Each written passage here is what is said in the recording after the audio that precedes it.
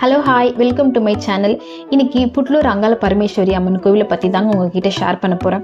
இந்த கோவில் எங்கே இருக்குன்னு பார்த்தீங்கன்னா, திருவள்ளூர் போகிற வழியில் செவ்வாய்ப்பேட்டுக்கு அடுத்து இந்த கோவில் இருக்குங்க. இந்த கோவிலோட வரலாறு என்ன, இந்த கோவிலுக்கு போயிட்டு வந்தால் என்னெல்லாம் நன்மைகள் கிடைக்கும் அப்படின்றது உங்ககிட்ட நான் இன்னைக்கு ஷேர் பண்ணுறேன். நான் ஒரு சிலர்கிட்ட கேட்டு தெரிஞ்சுக்கிட்டு, நான் ஒரு சிலர்லாம் படித்து எனக்கு என்ன தெரிஞ்சதோ அது உங்ககிட்ட நான் ஷேர் பண்ணுறேன். வாங்க வீடியோக்குள்ளே போகலாம். புட்லூர் அம்மன் கோவில், இந்த கோவில் வந்து ரொம்ப ஸ்பெஷலான கோவில். நிறைய பேர் நம்ம போயிட்டு கூட வந்திருப்போம்.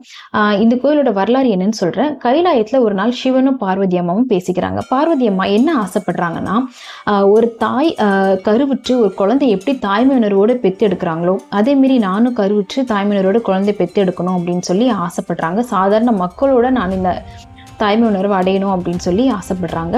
சரின்னு சொல்லிட்டு ரெண்டு பேருமே வந்து கைலாயத்துலேருந்து பூலோகத்துக்கு வராங்க.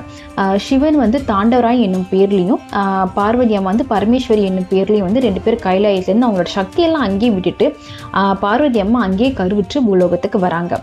பூலோகத்துக்கு வரும்போது வந்து மேல்நாளையனூர் வழியாக வந்து ராமபுரம் என்ன இடத்துல வந்து பார்க்குறாங்க. அவ்வளோ நல்லா செழிப்பாக நிறைய வயல்வெளி, அங்கே விவசாயம் பண்ணுற இடமா இருக்குது. அந்த இடத்துல அவங்க நடந்து வந்துட்டு இருக்கும்போது பார்வதி அம்மாவுக்கு வந்து தண்ணி தாக எடுக்குது. சாதாரண மக்களாக தான் இருக்காங்க. அப்போது அவங்களுக்கு தண்ணி தாக எடுக்குது, தண்ணி வேணும் அப்படின்னு சொல்லி சிவன் கிட்ட கேட்குறாங்க. சிவனும் பக்கத்தில் இருக்க நதிக்கு தண்ணி எடுக்கிறதுக்கு போயிடுறாரு. அங்கே போகும்போது பயங்கர மழை, இடி, காற்று, புயல் சொல்லிட்டு ஒரு வெள்ளமே வந்து அவர் சூழ்ந்துருது. அவரால் அங்கேருந்து வரவே முடியல. பார்வதி அம்மா கிட்டேயும் வந்து நல்ல மழை வந்து அங்கே இருக்க பக்கத்தில் இருக்க மண்ணெல்லாம் அவங்க மேலே எலும்பி அவங்க அப்படியே ஒரு மண் புட்டா மாறி போயிடுறாங்க. அப்புறம் சிவன் வந்து பார்க்கும்போது ரொம்ப வருத்தப்படுறாரு. இந்தமாரி ஆயிடுச்சு அப்படின்னு சொல்லி வருத்தப்பட்டு அழுதுட்டு இருக்கும்போது அவருக்கு வந்து ஒரு குரல் கேட்குது. கைலாயத்தில் இருந்து பார்வதி அம்மா பேசுகிறாங்க. நான் பரமேஸ்வரி என்னோட ரூபத்தை நான் அங்கேயே விட்டுட்டு கைலாயத்துக்கு வந்துட்டேன்.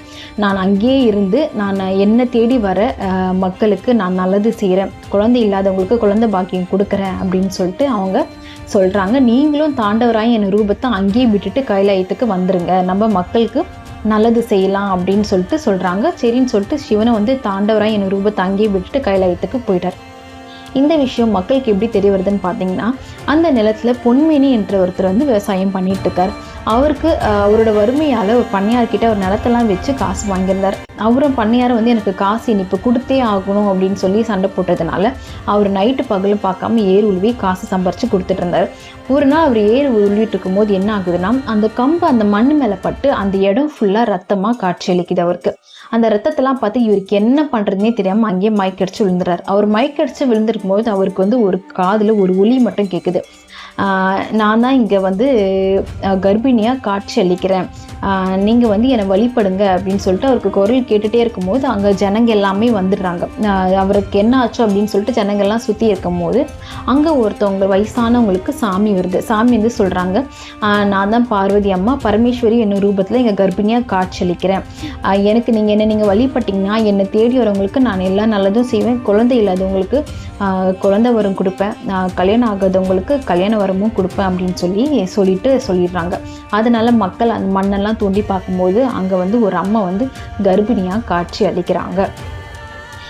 இதனால் அங்கே இடத்துல வந்து கோவில் கட்டி வழிபடவும் ஆரம்பிக்கிறாங்க. இந்த கோவில் வந்து ரொம்ப ஸ்பெஷலான கோவிலுங்க.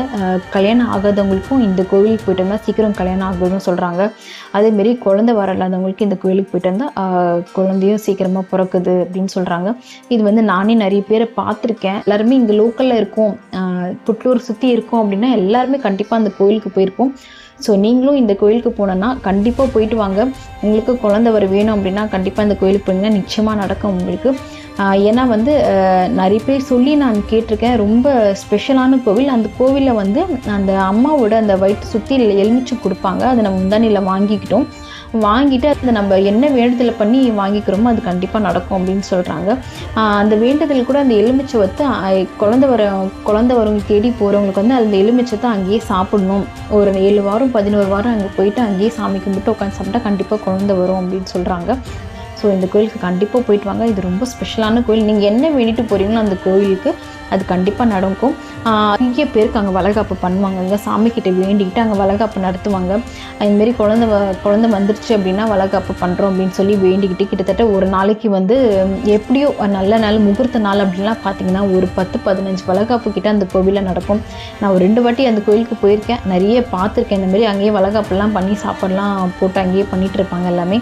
ஸோ ரொம்ப ஸ்பெஷலான கோயில். இந்த கோயில் நீங்கள் இங்கே எங்கேயாச்சும் பக்கத்தில் இருந்தீங்க அப்படின்னா அந்த கோயிலுக்கு நீங்கள் போயிருப்பீங்க. தூரத்தில் இல்லாதவங்க இந்த கோயிலுக்கு கண்டிப்பாக போயிட்டு வாங்க. தேங்க்யூ.